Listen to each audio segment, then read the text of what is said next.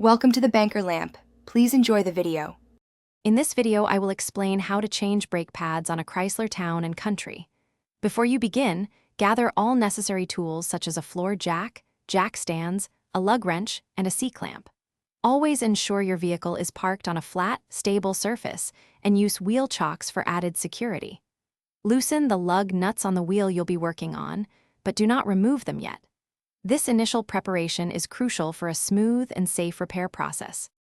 With your vehicle safely elevated and supported by jack stands, you can now fully remove the lug nuts and carefully take off the wheel. This gives you clear access to the brake assembly.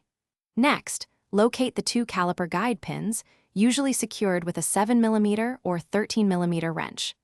Unbolt these pins and gently slide the entire caliper assembly off the rotor.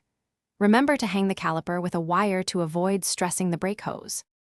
Now that the caliper is off, you can easily remove the old brake pads from the caliper bracket. Take note of their orientation.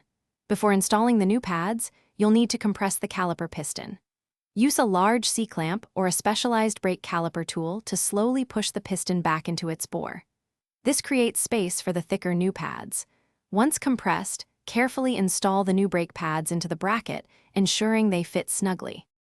With the new pads in place, carefully slide the caliper back over the rotor and reattach it by tightening the two guide pins. Ensure all bolts are torqued to the manufacturer's specifications, typically around 25 foot-pounds for the guide pins. Remount the wheel, hand tighten the lug nuts, then lower the vehicle and fully tighten them in a star pattern.